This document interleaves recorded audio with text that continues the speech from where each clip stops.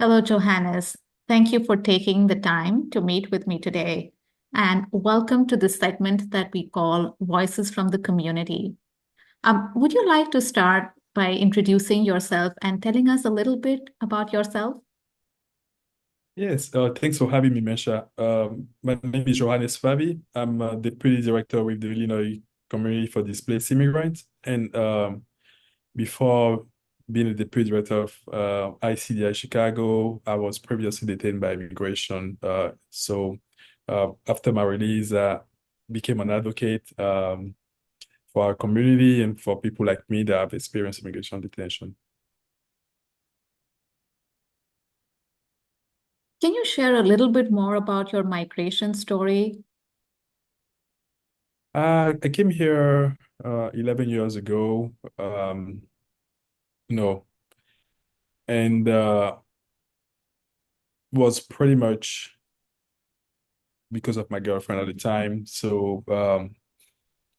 And then I stayed in the US and I had my children here. Now I'm father of three. They're a 9, 5, and 4 year old. And so, how long were you living in the detention center? Well, I was detained for 10 months and 2 weeks in Kankakee, Illinois. That's a long time. What was that like?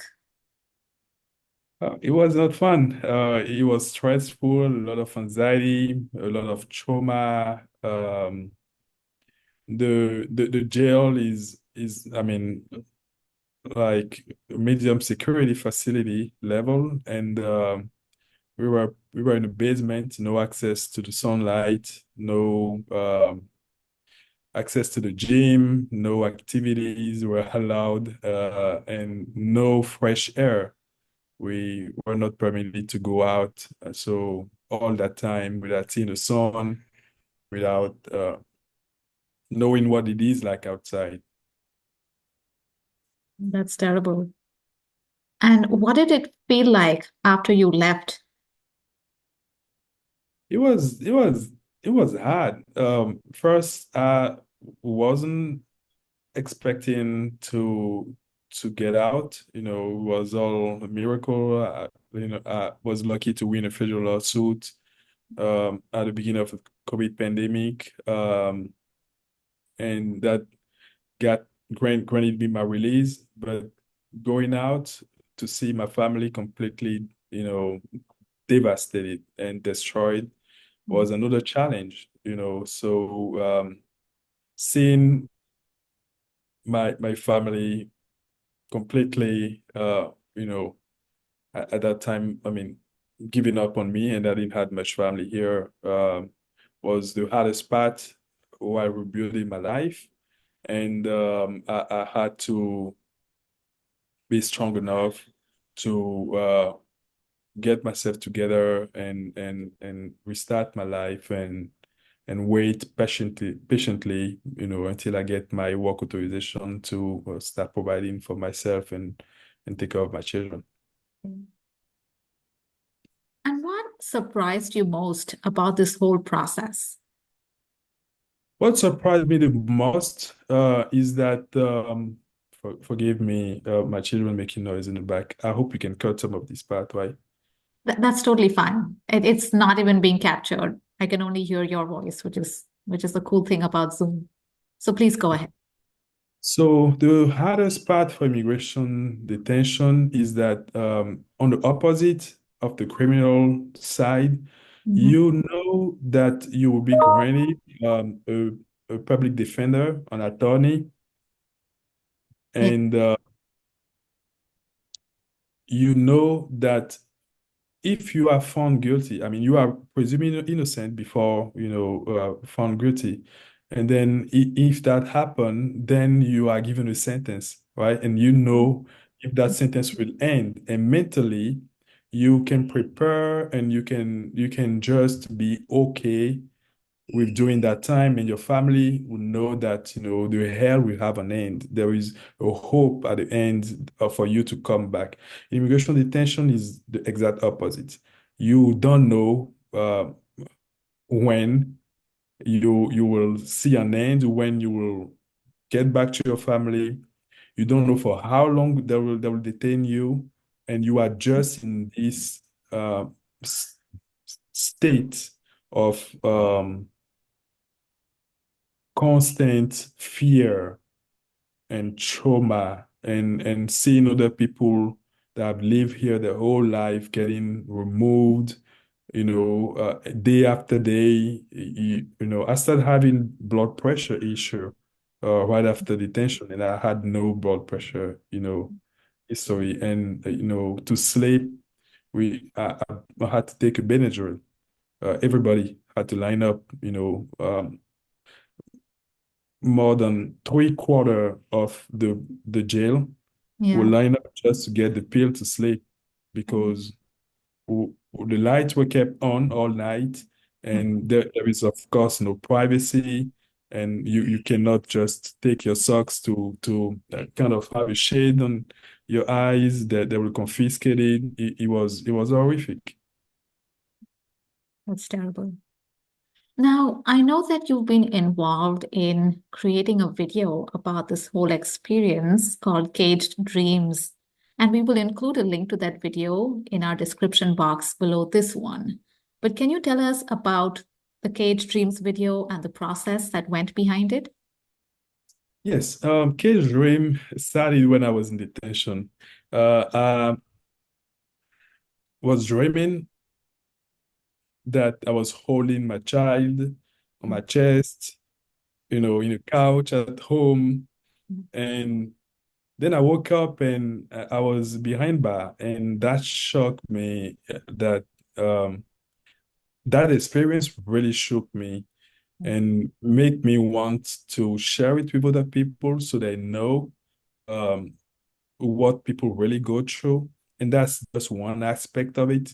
There are many other aspects. When you first get detained, there are little things that we take for granted that you notice immediately, like your cell phone vibrating in your pocket. Yeah, Is totally out of line, but it's real. yeah, People just feel like, because we are so used to our cell phone and we no longer have it, for the first couple of weeks, you'll feel that, oh, is my phone ringing? I mean, there are ticks that, yeah. and I wanted people to know that we take a lot for granted, and that the system is punitive and should be,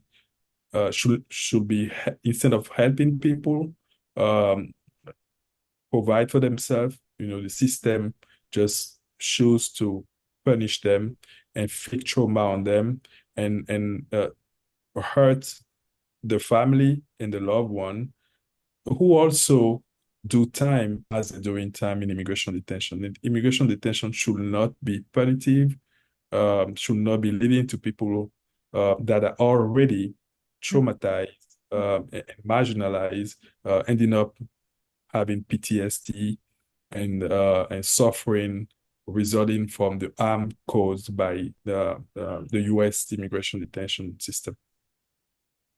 Thank you for sharing that. Did you face any challenges during the making of that video? And what were these challenges? Yes, I've faced one of the challenge that I faced was to ensure that the emotion was in a drawing. We didn't had a camera, so I didn't had an opportunity to record certain aspects of paternity detention. So we had to do some illustration of those experience, and I wanted the illustration team to draw things and be as close as possible Right, to right. the emotion that we really um, experience in detention. And that was challenging. We had to go back and forth, but the team was great. I'm very proud of Miss Change team in Arizona. They have been wonderful. And the other challenge was to edit the different article that we found online, and make it make sense with the the therapist that was Mm. in the film, Yeah, yes, and also make it make sense with our individual stories. Um, yeah, yeah. And how has the video been received? Are there any success stories that you could share after the video came out? yes, I was shocked when we did the premiere of the film. Yeah, I was really planning for 100 people to attend the premiere, yeah. and we had 855 people that registered and Wow. came. I Yeah, was so humbled to see, yeah, and that also showed me how our society made it so hard for people to have sensitive discussion about yeah, mental health, yeah, and the need that showed me that there is a need for us to have this conversation. And I've got reached out by several universities. That night it was screened at the Princeton University, New Jersey, wow. um, Georgetown. It was screened in different places as we were doing it live. And I've had the opportunity to screen it in 19 different states and Okay. several universities. Um, and the more I share the film, the more opportunity I get, and I'm thinking about doing another version of it to dive deeper Right, with some of the partner that I've met doing a screening. right. That's really good to hear. And we wish you all the best with the next version of the film. It's very much needed. Thank you. Um, I want to switch now a little bit to talk about the Detention Watch Network. Can you tell us a little bit more about the network and what your current role is with the network? Yes, I joined the Tension Watch Network right after my release. They have something called a Defund Hate campaign, and when I shared my story with the member of Congress, and the Defund Hate campaign wanted me to be part of the campaign, and then also wanted me to be part of a cohort of previously detained leader, the inaugural cohort, and I joined that cohort and graduated actually last year. But I also had the opportunity to become Detention Watch Network first Freedom Fellow. And in my role as the Freedom Fellow and a formerly detained individual, I was able to help Detention Watch Network in the mission uh, to abolish immigration detention nationwide through advocacy, organizing, work, uh, define the next cohort, which is called the Freedom Fighter cohort, and have leaders all over the nation that are also previously detained, like us, member of the inaugural cohort. And now we will pretty much be training this leader, teach them how to advocate, use the story to empower the community, build community power, and pushed for the government to abolish immigration detention nationwide. So I'm a member of the Detention Watch Network today. My fellowship ended Okay, last year, but I'm a member of the Detention Watch Network and also um, I support the Detention Watch Network with all the campaign, and uh, I had a great time working with that team. It's an amazing team. They're doing great work in Washington, D.C. and in our nation. great. Congratulations on completing the fellowship and for all the work that you're doing to create awareness about immigration detention. What, according to you, are two key takeaways about immigration detention that you would want people to know? I would like people to know that being undocumented is just a simple violation. Is just like getting a traffic ticket. And people could get just a $50, ticket and go to court. Right. And our society made it um, look like a bad crime. Yeah. Uh, and these people already suffering enough. Yeah. If you don't have documentation in the United States, you are already in a virtual prison because you pretty much cannot work. You are forced to do labors that nobody else would like to do for a wage that nobody else would like to take, Yeah. and then to get punished for many years, living underground, trying to provide for your family, and getting detained and put in immigration detention. It's a double punishment. That's a double punishment center. And I'm not talking about the one that had encountered the criminal system and have Mm-hmm. been Mm-hmm. through the prison system and already served the sentence Mm-hmm. and end up again getting double punished by being held for an undetermined amount of time in immigration detention Yeah. to finally get deported rather than be given the opportunity to adjust the status and continue to pay tax and contribute to our economy. Yeah. Good points. So clearly, this is a system that is criminalizing a certain behavior that really shouldn't be criminalized. What are your recommendations for reforming the system? I believe in giving amnesty and granting a path to citizenship to every single person already in this country because they're already contributing to our economy, to our society, and then think about reforming, the system and making sure that border patrol agents, in example, are culturally sensitive and are, trained to deal with trauma, you know, so we can have a more humanitarian approach at the border, or rather than a militarized approach, which is not fit for, people fleeing violence. If somebody, from Ukraine, run and come to this country to seek a refuge, they Yeah. are given a red carpet, Yeah. to walk into the country Yeah. and have an authorization to work. But when somebody from a different country that is probably not as I mean racially profiled as Ukraine Mm-hmm. come to the country, they are immediately uh, welcomed with handcuffs.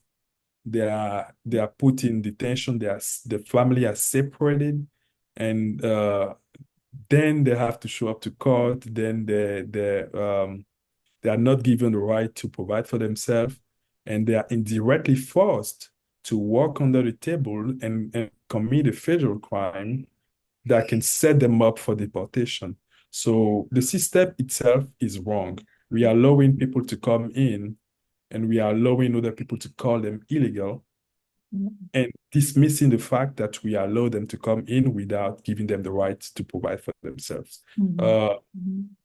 so before a meaningful reform on immigration, I believe we should first grant a pathway to citizenship to everybody in the United States right now that had a documentation issue, then think about creating a more humanitarian approach at our borders to welcome people with dignity and and not with a military response. Thank you. Um, as I've mentioned to you, we will be posting this interview to our website, which is titled Refugees' Rights and Resettlement.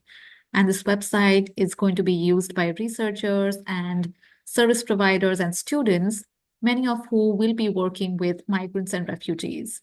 So, assuming that there will be an audience watching this recorded interview, what advice would you like to share with them about continuing this work that you are doing, especially in the current political environment? I would love to tell people it will take all of us to change the narrative around immigrants. Conservative for the past 200 years, on the early 1800s, in the San Francisco Bay Area, more specifically during the Chinese Exclusion Act, have been using this same narrative. Immigrants come here to take your job, rape your wives, and are criminals, bring disease. And they have been successful at convincing, brainstorming a lot of people that immigrants are bad for this country. But when you look at the statistics and you look at the fact, you quickly understand that it's a false narrative. And how do we use immigrant stories to empower, our community and show that immigrants pay tax, they are a wealth for the United States economy. In fact, nobody in this country except for Native American can call themselves American. No one. We are all immigrants. Regardless of your skin, you are an immigrant.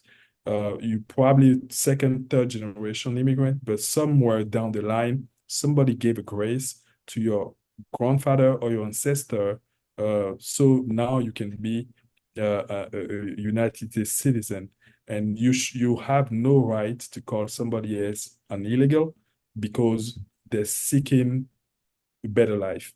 Migration have been happening for thousands of years around the world. People have moved during the Ice Age until now, when water level rised and the land were completely flooded. People had to move with their animals to better place, and that is continuing to happen today.